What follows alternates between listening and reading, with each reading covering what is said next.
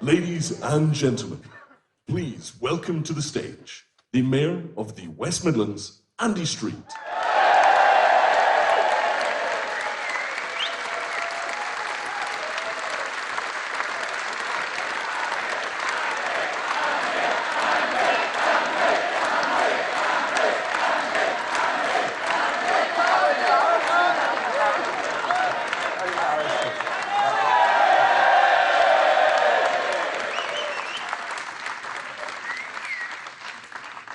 So, good evening, everyone, and thank you, and welcome to the West Midlands.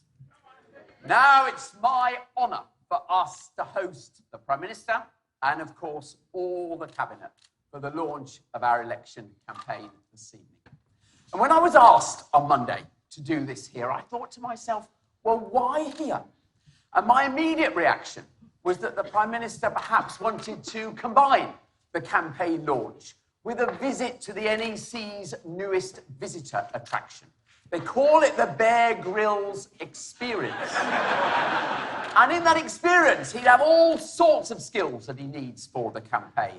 There's the assault course, there's the dealing with the shark attack, and Boris, if I may put it personally, the zip wire, should you wish to use it. It's ready and waiting for you this evening, so after the event, we'll see you there.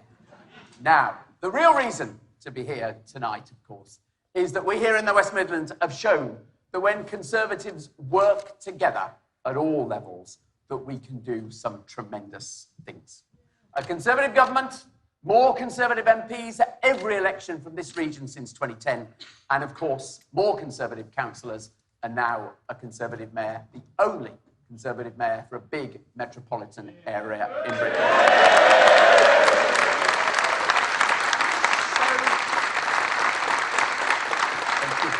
So what's been going on here then?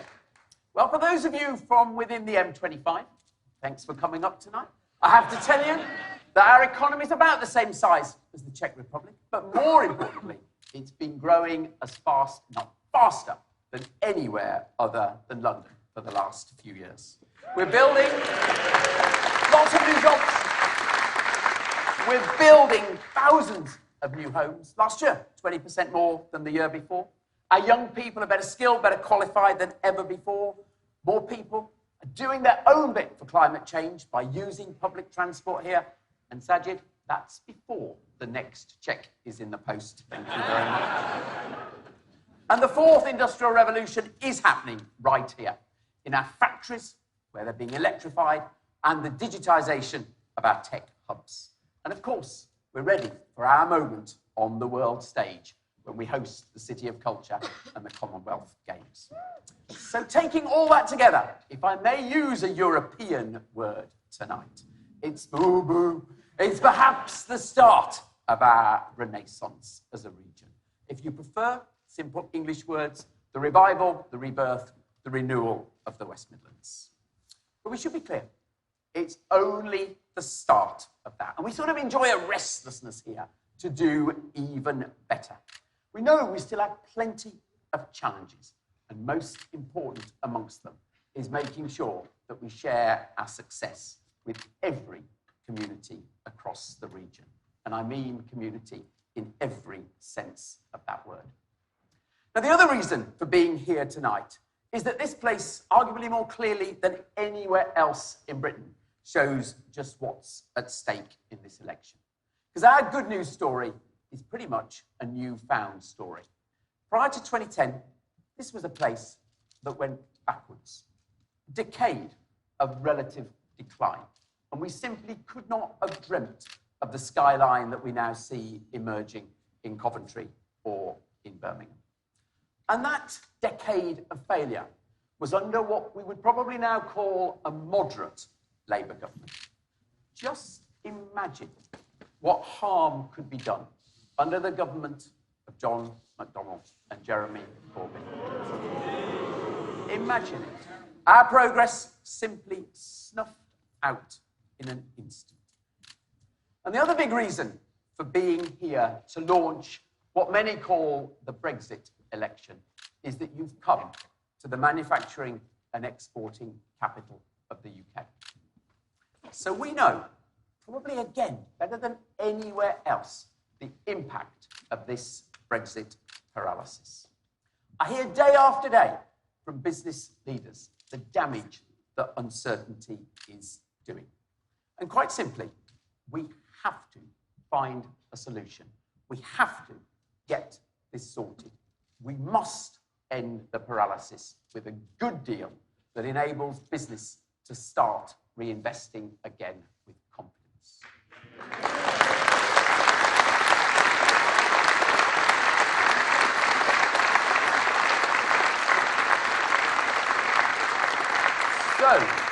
So for all of us, the run-up to Christmas is going to be rather different this year, isn't it? Now, for years, for me, it used to be about the John Lewis ads. The penguins, the bears and the hares, the trampolining dogs that you may remember. But this Christmas, the mission is very much more clear. It's quite simply to return as many of the brilliant candidates for the West Midlands to Westminster. And we're sure we can make real progress here. Quite simply because of the unity, the ideas, the sort of energy of the Conservative team in this room. It's an authentic team that knows how to work together. So, it's been an honour to share a little part of our story.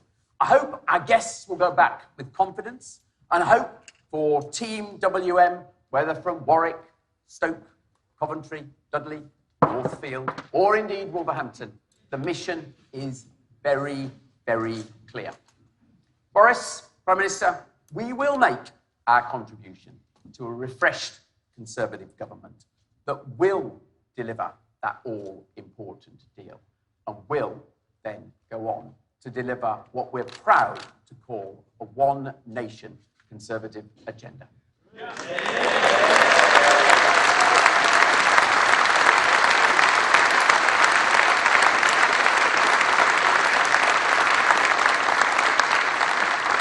Thank you very much. Good luck. Ladies and gentlemen, please welcome to the stage the Home Secretary, Priti Patel.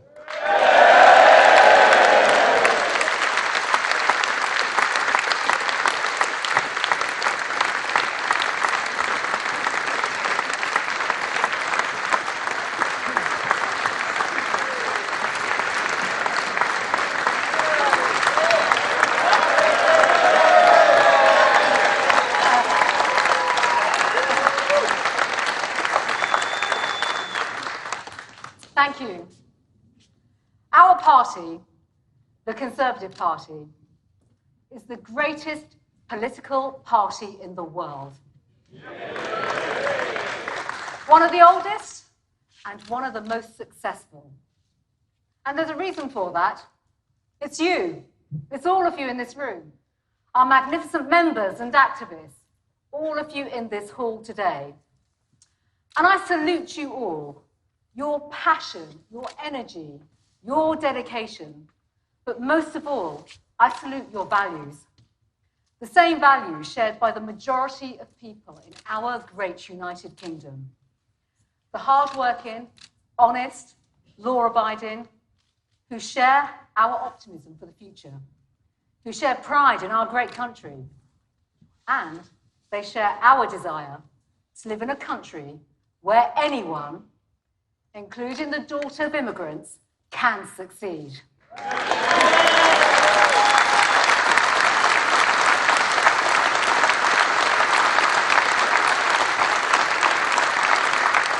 And over the past 100 days, our Conservative government, led by our Prime Minister, has been getting on with delivering on their priorities, the people's priorities. Because yet again, it has fallen to our great party to lead our nation through testing times. We promised that we would get a new Brexit deal, a better deal, and we have delivered one that will maximise the opportunities of Brexit and allow us to develop new and exciting partnerships with the rest of Europe and the rest of the world without the anti-democratic backstop. Promise delivered. We promised that hospitals would get the investment they need to match the devotion of the staff in the NHS. And we're delivering on the biggest investment in hospital infrastructure in a generation. Promise delivered. And we promised without apology that our party would take its rightful place as the party of law and order in Britain once again.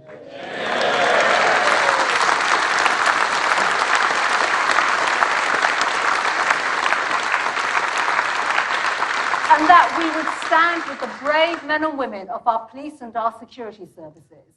And that we would stand against the criminals who seek to do us harm. Now, the recruitment of an additional 20,000 police officers has already begun. And every single one of those new officers will have increased powers to keep our families, our communities, and our country safe. And every single one of those officers can rest assured that this Prime Minister, this Home Secretary, and this party will always have their backs. That's what I mean when I say that this party is delivering on the people's priorities.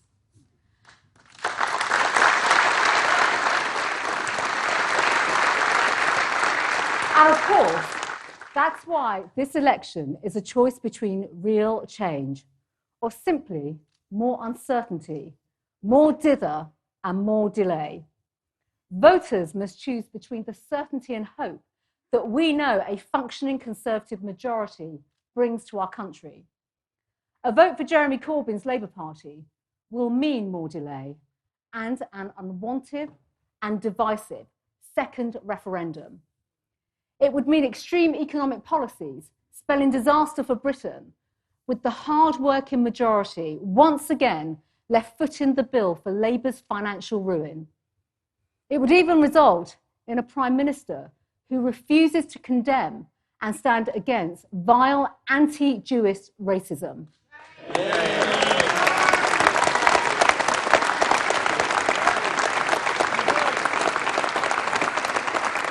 And a vote for the Lib Dems, of course, will result in Jeremy Corbyn as Prime Minister.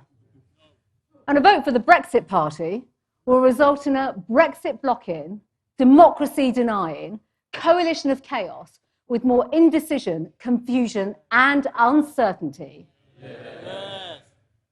And with Jeremy Corbyn as Prime Minister and in charge of our economy, we will see more delay, more dither, and 2020 spent having 2 more referendums.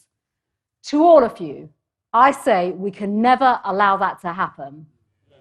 Or, as one of our greatest Conservative Prime Ministers famously once said, no, no, no.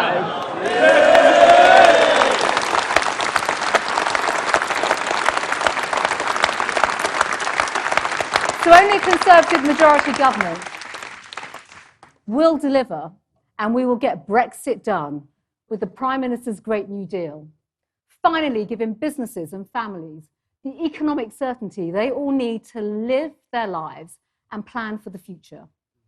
And when we get Brexit done, we will get Parliament working for you, the British people, improving local high streets and bus services, investing more money in schools, and introducing an Australian-style points-based immigration system, one that works in the best interests of Britain, one that attracts and welcomes the best and the brightest, and one that is under the control of the British government. So to everyone in the hall today, let's get out there together and deliver our message. Only the Conservatives will get Brexit done. Only the Conservatives will deliver on the people's priorities. And only the Conservative Party will get our country back on the road to a brighter future. Thank you. Ladies and gentlemen, please welcome to the stage the Chairman of the Conservative Party, James Cleverly.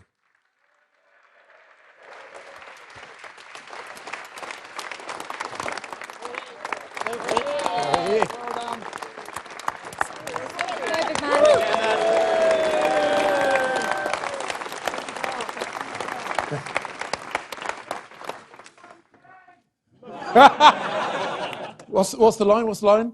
I love you back. We didn't want this election. We didn't want this election. Our hand was forced. But we do need this election. We need to break the Brexit deadlock and get on with delivering on voters' priorities, something the last Parliament proved incapable of doing. Rather strangely, for an opposition leader, Jeremy Corbyn didn't want this election either. I mean, surely the only opposition leader in history to have repeatedly blocked an election. But, ladies and gentlemen, we know why, don't we? Yeah, he's running scared. He'd prefer to play parliamentary games, hide from accountability, safely in opposition. He'd rather do that than go to the country and try to explain where his party stands on the single biggest issue of the day. And you can understand why. Because Labour's Brexit position is as clear as mud. Corbyn, just think about this for a moment. Corbyn wants to renegotiate a new withdrawal agreement and then, in all probability, campaign against it in a second referendum. Months, years down the drain. More pointless delay. Billions paid to the EU so that MPs can continue to not make a decision. And remember, with no credible chance of becoming Prime Minister, Joe Swinson's only role would be to prop up a Marxist government. Unable to secure a majority himself, Corbyn would end up in hock to the Lib Dems and the SNP. And the price for their support? Yes, 2 referendums in 2 years. 2 once-in-a-generation decisions retaken in an attempt to overturn results that they don't like. But do not fear. Voters are not daft. They will see through Labour's lies, see through their fantasy economics, and recognise their fundamental disdain for the British voters. But their own incompetence aside, there is another crucial reason that Jeremy Corbyn has been running scared of an election. And that reason will be on stage speaking to you very shortly. See if you can guess. You elected him with an overwhelming majority in the leadership election. I've worked with him at City Hall, and I've seen what he can achieve. We have a leader who is an optimistic, energetic person who, for good reason, spooks the left. He is a formidable campaigner, instinctively understands what the country needs, and is the perfect antidote to the relentless pessimism of Labour. There really is no better custodian for our nation's future as we set out to take advantage of new opportunities. You know who I'm talking about, and he'll be speaking just after this short video.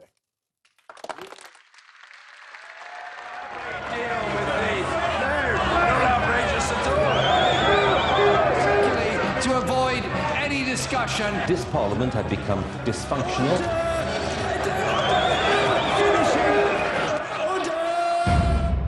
If I come back here with a working majority in Parliament, then I will get Parliament working again for you. When people get up at 5 a.m. to get their businesses ready, when they risk their own money or mortgage their own homes to develop a new product or a new venture, when they have the guts to find a new market at home or abroad, we don't sneer at them, we cheer for them and do what we can to help, because we understand that it's only by having a dynamic free market economy that we can deliver on our programme of uniting this country and levelling up with infrastructure, education and technology. And it's only if you have great public services that you can have a successful market economy. So I say come with us. That's the choice at this election. I hope very much that you will support us. Let's get Brexit done and unleash the potential of the whole United Kingdom.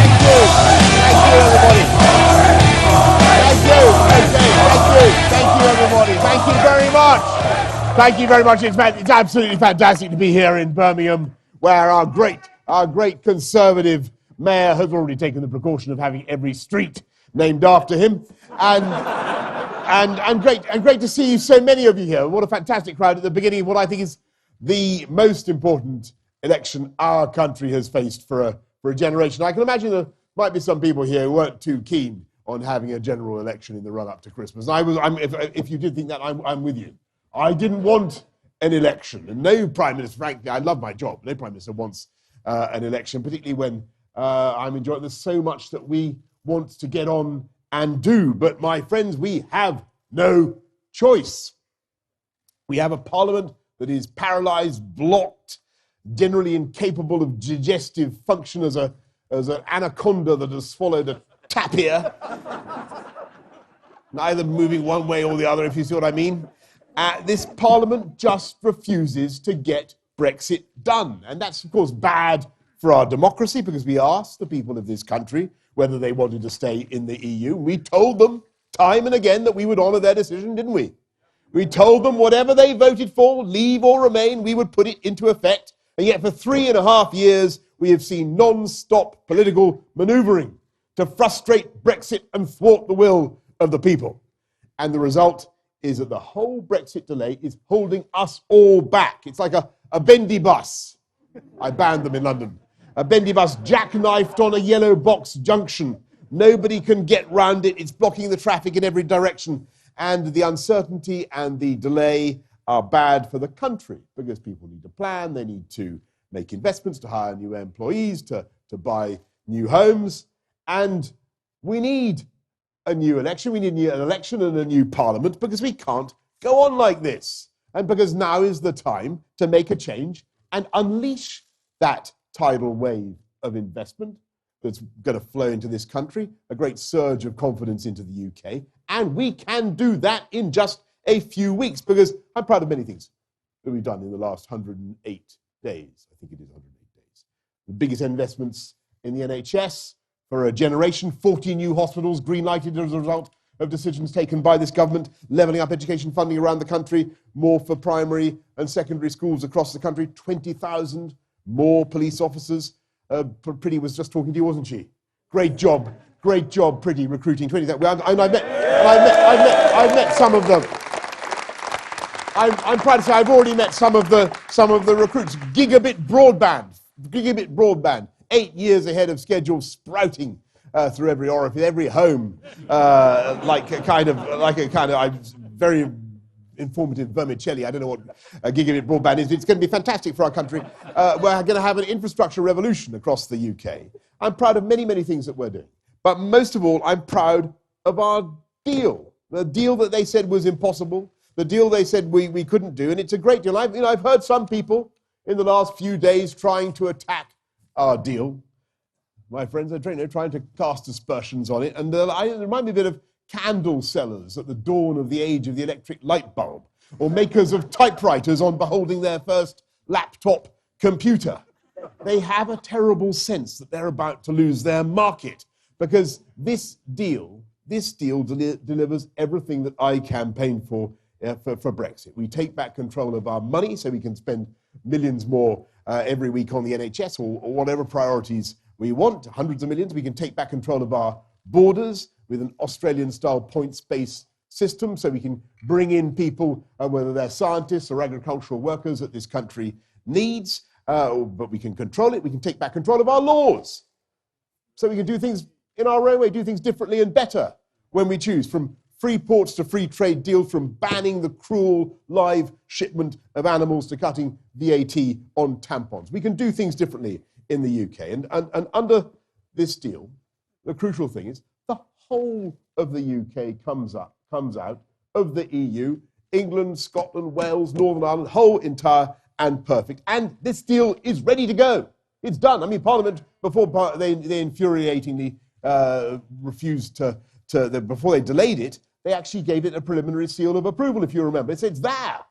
You just whack it in the microwave. gas, I don't know what, I'm not very good at cooking, but, you know, gas mark 4, it's there. It's ready, it is ready to go. Prick the lid, put it in, and then we can get on. We get this deal through Parliament, and then get on with all the fantastic projects in which this government is engaged, uniting and levelling up our country, giving people opportunity across our country with better education, better infrastructure and new technology. That is what this government is all about. It's about giving hope and chance. And we can make those investments. We can make those investments as conservatives with credibility, precisely because we have taken the tough decisions to restore public finances. We've shown that we've managed the economy well, and we've got 9 years of uninterrupted growth, the economy about 20% bigger than it was when we took over in 2010, and record employment in this country. Why? Because we understand the importance of a dynamic market economy. And there is a reason why this party is more trusted on health. Matt Hancock, more trusted on health than his counterpart, and more trusted on education. Gavin Williamson, more trusted than his Labour counterpart on education, because people can see that we understand how to pay for that whole society, and how we can ensure that society has the wealth to pay for fantastic public services and infrastructure. And that is the balance and the symmetry at the heart of our one nation modern conservatism. And that is the problem with Bolivarian revolutionary socialism as practiced by Jeremy Corbyn and the Labour Party. And the Labour Party always runs out of other people's money. That's what happens. And it will happen again. It's going to happen very soon under this lot. Because they have a deranged plan to spend £196 billion on their friends in the unions, on renationalisation. And to do it, they're going to raise taxes on pensions, on corporations to the highest level in Europe, on inheritance, on homes, on guards. There's a huge list. And as I said before, their tax on guards, I mean, Seven Oaks have to change their name to Three Oaks as a result of what they've done. And they know themselves. Look at what they're doing. Look at the preparations that they are making. They know that their policies for the economy are ruinous, because John McDonnell, remember John McDonnell? He was the guy who was sacked by Ken Livingstone, for preparing a fictitious budget for the GLC. John McDonnell, who's even to the left of Corbyn, says he's preparing for a run on the pound, and that he wants to restore exchange controls, which we haven't seen for decades in this country. And so the choice before us is very stark and very clear. I say to everybody, I say to all of you here, so everybody watching, come with us, which is a party that supports a fantastic education for every child in this country, because we believe in opportunity across this country. Go with Jeremy Corbyn. Go with Jeremy Corbyn and the Labour Party, who want to expropriate the property of schools and abolish Ofsted, which actually protects kids from bullying in the classroom. We support our armed forces. We believe them. He actually said he wants to ban them. We back our police in the fight against street crime and knife crime. His party thinks that stop and search is oppressive and inappropriate. We want to control our immigration system. He wants unlimited and uncontrolled immigration, no matter what pressure that puts on public services such as the NHS. We want our country to stand tall in the world and to stick by our allies and our values. Well, he's so consumed with a juvenile dislike of America that he actually sides with the mullahs of Tehran rather than Washington. And when Russia ordered the poisoning of innocent civilians in Salisbury, he sided with Vladimir Putin. And there's a key difference that we all face at this election, and that is, above all, come with us and we will get Brexit done. Yeah. Whereas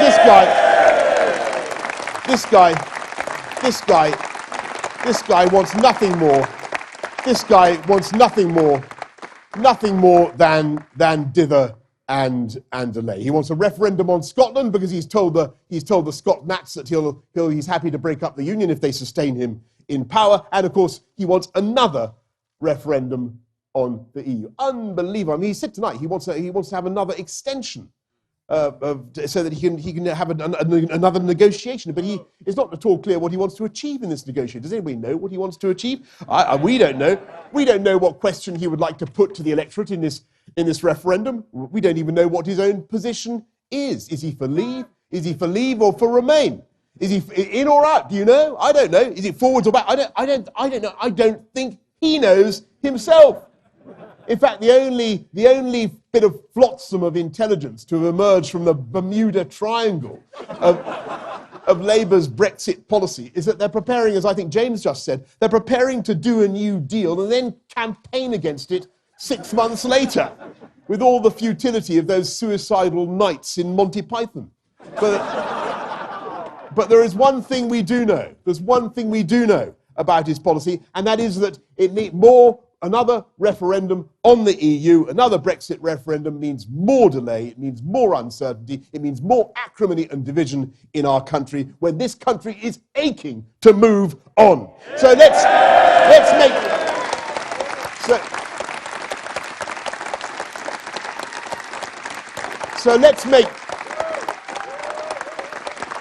make next year the year of prosperity and growth.